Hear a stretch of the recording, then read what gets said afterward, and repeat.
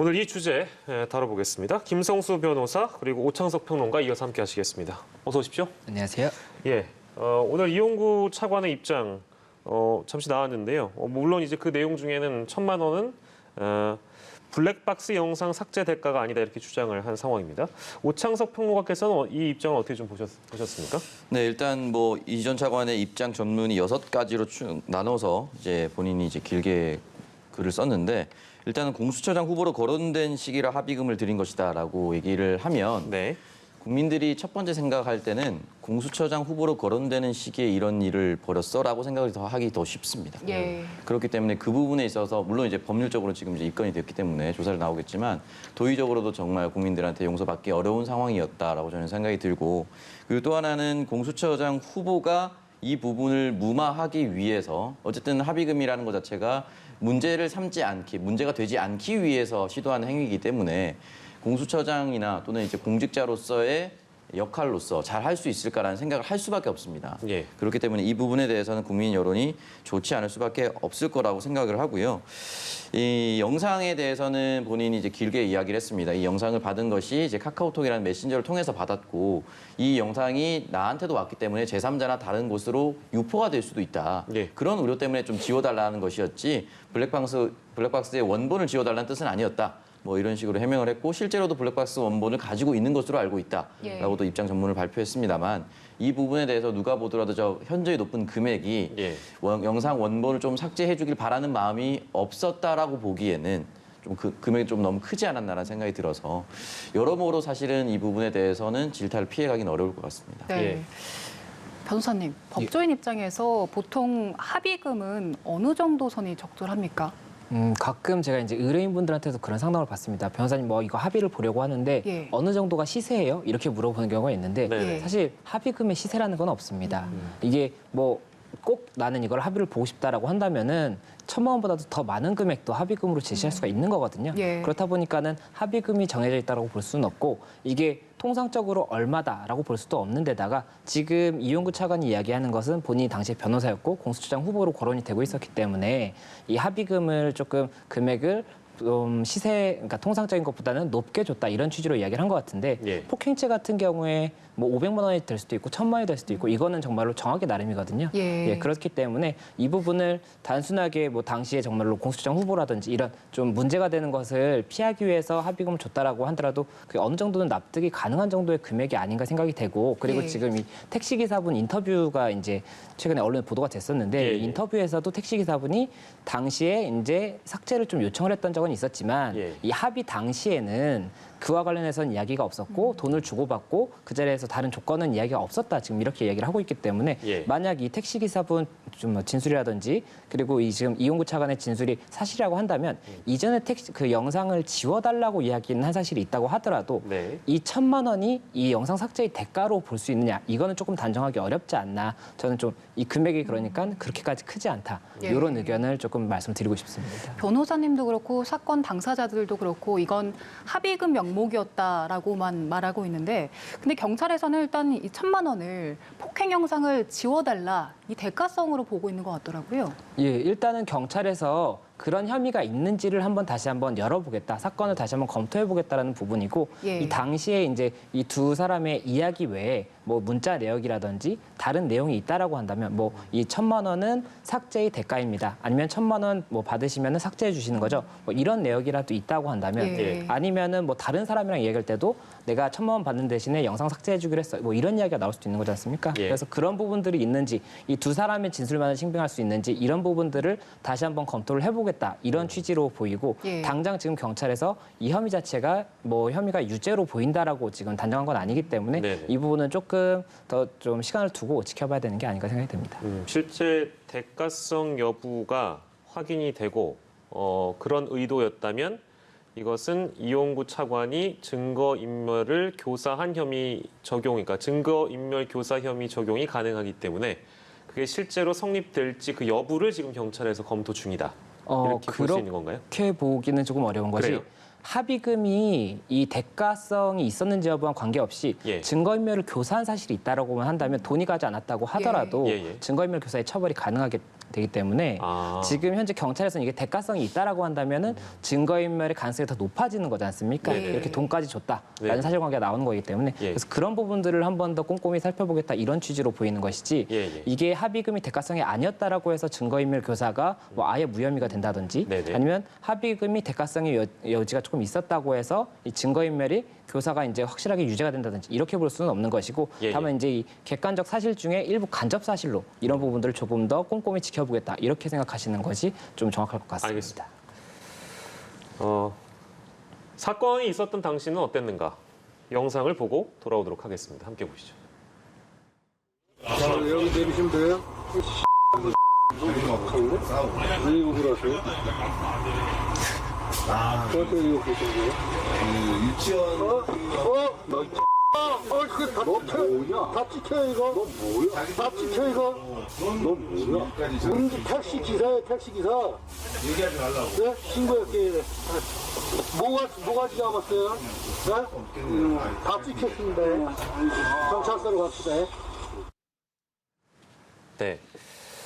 택시 내부의 블랙박스 영상.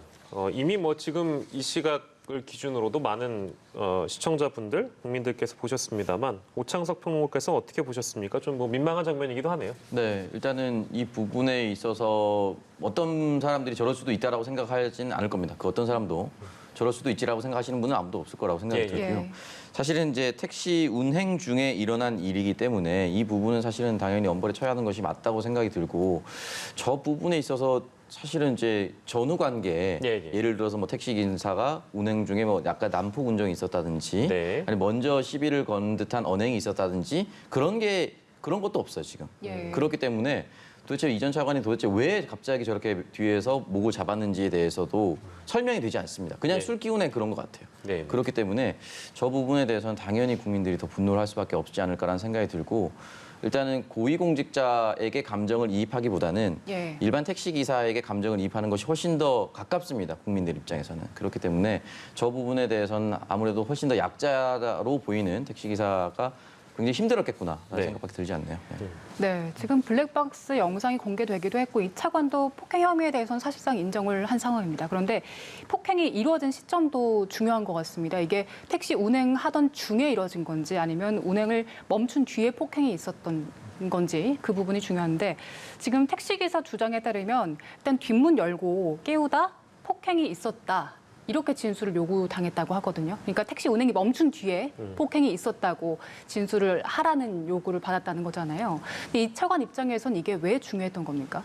예, 이게 결국에 영상과도 이제 연결이 되는 부분인데 이 영상에도 보면은 실제 사실관계가 이제 들어있는 거기 때문에 뭐 삭제 요청이 있었다 이렇게 이야기가 되는 것이고 지금 앵커님께서 말씀을 해주신 것처럼 이 진술 관련해서도 사실관계를 조금 왜곡해서 진술해달라 이렇게 지금 이야기를 했다는 것인데 예. 이게 법적으로 중요한 이유가 단순 폭행 사건 같은 경우에는 이 형법 260조 1항에 이제 규정이 돼 있는 죄인데 사망에 그 동법 사망에 보면은 합의가 되면은 피해자의 명시한 의사에 반해서는 처벌을 할 수가 없어요. 그러니까 반의사 불벌죄라고 법적으로 얘기를 하는 것인데 네네. 단순 폭행의 경우에는 합의가 되면은 아예 공소권 없음으로 처벌이 되지가 않습니다. 그렇다 보니까는 단순 폭행으로 가게 된다면은 이용구 차관 입장에서는 합의가 지금 이뤄질 수 있는 상황이었지 않습니까? 예. 그러면 이 사건 자체가 이제 종결되고 크게 문제가 되지 않을 것인데 네. 이 운전을 하는 사람이 이 승하차를 위해서 이 고객의 승하차를 위해서 잠시 정차했을 때는 폭행이 있다고 하면 특가법 5조의 10에 운전자 폭행죄라는 것이 있습니다. 네. 이 운전자 폭행죄가 성립이 되고 단순 폭행보다 처벌이 더 가중되는 것도 있는데다가 이 반의사불벌죄라는 규정이 적용이 안 돼요. 그렇다 보니까는 합의가 된다고 하더라도 이 운전자 폭행죄는 처벌이 되고 이제 전과가 잡히게 되는 그런 사안이기 때문에 이 부분 관련해서 결국에는 이 가해자인 이용구 차관 입장에서는 이 폭행죄가 단순 폭행죄로 가는 것이 본인에게는 당연히 유리할 수밖에 없는 예. 부분이겠죠. 그래서 이런 사실관계 왜곡을 지금 요청했다. 이것을 본인이 지금 스스로 입장문에서도 좀 인정을 한 부분이고 택시기사분도 동일하게 인정을 하고 있기 때문에 예. 이 부분 관련해서 이제 객관적 사실관계는 명확하고 이에 대해서 이제 어떻게 처분이 다시 추후에 이루어져야 되는 것인지 요거를 조금 더 지켜봐야 되는 상황이 아닌가 이렇게 생각이 됩니다. 예, 뭐 사실관계가 뭐 양측 다 이제 인정을 하고 있는 상황이기 때문에 이 부분에 대한 논의의 여지는 없는 것 같은데 경찰이 택시 기사를 증거 인멸 혐의로 입건했잖아요. 근데 지금 이 택시 기사는 블랙박스 영상 지운 적 없다 이렇게 주장하고 있습니다. 이 상황은 어떻게 봐야 됩니까? 이게 증거인멸죄가 형법 155조에 규정이 되어 있는 죄인데 네네. 증거를 인멸하거나 은닉, 위조, 변조하면 처벌이 됩니다. 그래서 지금 같은 경우에는 택시 영상 자체를 삭제하지 않았다고 하더라도 은닉했다라고 볼 수가 있는 부분이거든요. 이 수사기관에 고의로 제출을 안 했다라고 본다면 아. 예, 그렇기 때문에 지금 일단 수사기관에서는 이 은닉행위에 대해서 이것을 증거인멸로 볼 수 있는 것인가, 이것을 입건, 일단은 검토해보겠다라고 사건을 넣었다. 이렇게만 지금 돼 있는 상태고 예. 이게 유무죄 판단까지는 아직까지 이뤄진 것이 아니기 때문에 예, 예. 어떻게 진행이 되는지는 봐야 될 것으로 보이고 이게 증거인멸 자체가 이 유무죄 왜 입건이 돼야 되는 것이냐면 이게 지금 현재 이용구 차관이 증거인멸 교사를 했느냐 예. 이야기가 나오지 않습니까? 네네네. 근데 증거인멸 교사범이 성립을 하려면 일단은 증거인멸죄 자체가 성립이 돼야지 처벌이 가능한 부분이 있기 때문에 네. 예, 예. 그렇기 때문에 일단 경찰에서는 증거인멸 자체가 되는지도 한번 검토를 해봐야 되는 것이고 예. 그 다음에 교사가 그렇다면 있었는지 있었다면은 이 부분을 법리적으로 교사로 볼 수 있는지 아니면 미수나 예비음모로 갈 수가 있는지 예. 이런 조금 복잡한 법적인 개념을 판단을 해야 되기 때문에 네네. 우선은 그 첫 단계로 입건을 해서 검토 중이다 이렇게 보실 수가 있는 겁니다. 네. 네. 그럼 택시기사의 증거인멸이 인정이 되고 그리고 이용구 차관의 증거인멸 교사 혐의도 인정이 된다면 그 법적인 처벌은 어느 정도나 됩니까? 이게 증거인멸 교사범 같은 경우에 그러니까 교사범의 경우에는 본범, 그러니까 원래의 범죄를 저지른 사람과 동일하게 처벌한다는 규정이 이제 형법 37조에 있습니다. 예. 그래서 형법 31조네요. 이 형법 31조에 있고 그렇게 되면 이제 증거인멸죄가 어느 정도 처벌 수위가 될 수 있느냐를 봐야 되는데 이 형법 155조에서 증거인멸죄는 5년 이하 징역이나 700만 원 이하의 벌금의 형을 이제 규정을 하고 있고 예. 이 양형 기준에 따르면은 통상적으로는 6개월에서 1년 6개월 사이에 징역형을 선고할 수가 있도록 되어 있고 예. 다만 감경이나 가중할 요소가 있다고 한다면은 이 부분 변경을 할 수가 있도록 되어 있기 때문에 예. 이 부분 관련해서 이제 사실관계가 이 경위가 있지 않습니까? 증거인멸을 만약 했다고 인정이 된다면 그렇게 된 경위에 대해서도 한 번 더 열어봐야 되는 부분이 있기 때문에 어떻게 처벌이 될지는 조금 더 지켜봐야 되겠지만 예. 만약 교사까지도 인정이 된다면 본범과 동일하게 처벌될 수 있다. 이 부분을 조금 알고 계시면 좋을 것 같습니다. 예. 뭐 거의 모든 내용이 잘 정리가 된 것 같습니다. 그럼에도 불구하고 뭐 저 영상을 보신 많은 분들 뭐 좀 충격을 받으신 분들도 있을 것 같아요. 그러니까 뭐 이용구 차관도 아까 입장문에서 얘기했습니다만 공수처장 후보로 거론됐던 사람이고 현직 법무부 차관 자리에 있었던 사람입니다. 이 국민들은 참 이 상황을 어떻게 받아들이고 있을까요? 어떻게 좀 보십니까? 그러니까 이 부분을 사전에 왜 걸러내지 못했을까라는 일단 생각을 할 수밖에 없을 것 같고 초반에도 이 부분이 이제 불거졌었는데 이제 제대로 검증이 되지 않고 이제 통과가 됐다라고 볼 수가 있는 것이고 결과적으로 이제 6개월 만에 이제 사퇴하게 됐는데 최초의 비검찰 출신 이제 차관이다 보니까 훨씬 네. 더 많은 기대가 있었고 거기에 대한 의미도 부여를 많이 했었는데 그 사람이 이렇게 돼버리면 그 다음에 비검찰 출신을 선임해야 된다라는 명분도 조금 많이 사라질 수도 있습니다. 예, 물론 예, 이제 예. 모든 비검찰이 그렇다고 할 수는 없죠. 예, 예. 그런데 그 의미가 굉장히 컸기 때문에 다음 인사에도 충분히 또 적용될 수밖에 없는 사안이 되고 굳이 비검찰로 와야 되는 것이냐 오히려 또 검증이 잘 된 검찰 내부의 사람을 또 선임해야 되는 것이 아니냐 이런 얘기 당연히 먼저 올라올 수밖에 없는 것이고 앞으로 인사 검증을 할 때 조금 더 이 부분에 대해서 디테일하게 정부가 검증을 하겠다라고 법무부가 얘기를 할 수밖에 없는 상황일 것 같고요. 일단은 이 부분에 대해서 이제 택시 안에서 일어난 일은 여기서 챕터가 끝나고 넘어가서 이제 경찰서로 넘어가는 거지 않겠습니까? 이제 경찰관 담당 3명이 이제 특수 직무유기 혐의로 이제 입건이 된 상태인데 예. 이 부분까지가 어떻게 나오느냐가 가장 중요할 것 같습니다. 지금 짚어주신 그 서초서 경찰관 3명 특수직무유기 혐의로 입건이 된 상태인데 어떤 결과 예상하십니까? 결과 자체는 뭐 당장에 일단 예. 사실관계가 좀 명확하게 밝혀져야 되기 때문에 결과는 좀 속단하기가 어렵다고 볼 수가 있고 다만 지금 현재 이제 이 사안 자체가 서초경찰서에서 당시에 이제 신고가 접수가 되고 사건이 이제 접수가 됐었는데 이 부분을 운전자 폭행죄가 아니라 단순 폭행죄로 일단 우유를 해주고 그 다음에 합의가 있었기 때문에 공소권 없음으로 종결을 했다는 거거든요.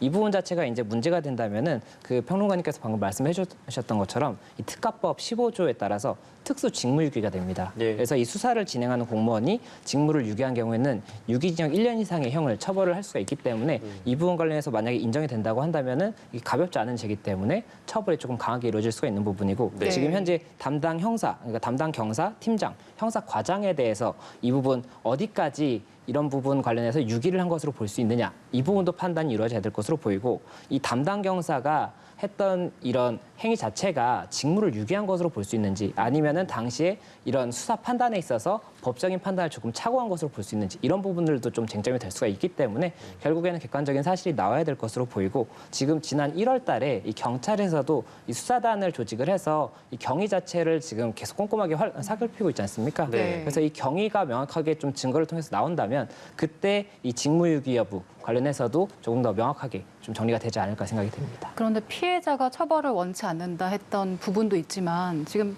블랙박스에 관해서도 애초에 경찰에서는 블랙박스를 발견하지 못했다 이렇게 발표했었지만 수사관이 블랙박스 영상을 확인하고도 그걸 보고 안 한 게 드러났지 않습니까? 이 부분에 대해서는 어떻게 처리가 될까요? 이게 우선은 CCTV 영상이 나온 것은 맞지만 예. 수사관이 당시에 그 CCTV 영상을 명확하게 보고도 이것을 유기했는지, 이 부분은 아직 정확하게 사실관계가 밝혀진 것이 아니기 때문에 만약에 그런 사실관계가 있다라고 하고, 그리고 그럼에도 불구하고 이 CCTV 영상은 그냥 없던 걸로 합시다, 이렇게 이야기를 했다고 한다면 특수직무유기도 유기겠지만 이 증거인멸 교사의 뭐 이런 법리도 조금 검토해봐야 되는 것이 아닌가, 이런 게 조금 언뜻 생각이 들더라고요. 그래서 그런 부분들도 우선은 경찰에서 사실관계를 명확하게 한 다음에 어떤 죄명을 이제 좀 검토할 수 있는지를 볼 것이기 때문에 이 부분은 조금 더 지켜보는 것이 좋을 것으로 생각이 됩니다. 예, 알겠습니다. 법률적으로 아무튼 경찰이 검토해서 결론을 내려야 될 부분들이 현재까지는 적지 않은 상황인데요. 좀 지켜봐야 될 것 같고요. 이 내용에 대한 결론은요. 주제를 좀 넘기겠습니다. 박범계 장관, 김호수 검찰총장. 오늘 두 번째 만났는데요. 첫 번째 만났을 때는 뭐 이제 훈훈한 분위기였다고 얘기가 나온 바 있습니다. 오늘 이제 가장 관심이 되는 부분은 이성윤 서울중앙지검장, 한동훈 검사장, 이런 이제 그 검찰 고위 간부에 대한 인사를 오늘 논의하는 자리이기 때문에 이제 어떤 결론이 나올 것인가, 이제 그 부분인데, 그 부분을 마지막으로 짚고 이슈큐브는 마무리를 좀 하도록 하겠습니다. 오창석 평론가께서 어떻게 좀 전망을 하시는지요? 네, 일단 뭐 취임 인사차 왔다라고 짧게 얘기를 하고 이제 들어갔다가 비공개 면담을 나눴었는데, 나와서는 김호수 총장이 얘기했었던 것이 대략적인 인사 구도에 대해서 얘기를 하고 나왔다라고 얘기를 했습니다. 그러면은 내일 오후에 다시 만난다고 했는데, 이 구도는 정확히 이제 두 가지로 나눌 수가 있는 거죠. 네. 첫 번째는 박범계 장관이 얘기했었던 인사 적체 현상이 있었다. 그렇기 때문에 파격적으로 이제 능력에 따라 기용을 하겠다. 그러니까 기수 역전 현상이 지검장, 고검장에서 일어날 수가 있다는 것이죠. 그런 구도를 어떻게 만들어 왔는지가 일단 첫 번째고요. 네. 두 번째는 그러면 이성윤 서울지검장과 한동훈 검사와 그리고 독직폭행과 관련된 정진훈 검사 등등의 이름 얘기하면 사실은 이제 국민들이 알게끔 된 예. 주요 인사가 어떻게 보직 이동을 할 것인지, 아니면 자리를 그대로 유지할 것인지, 이 두 가지 관점에서 보면은 아마 구체적으로 김호수 총장이 어떻게 준비했는지를 명확하게 확인할 수 있을 것 같습니다. 예, 알겠습니다. 이슈큐브 함께했습니다. 김성수 변호사는 이어서 사건 큐브 함께해 주실 거고요. 오창석 평론가는 여기서 인사드리도록 하겠습니다. 고생하셨습니다.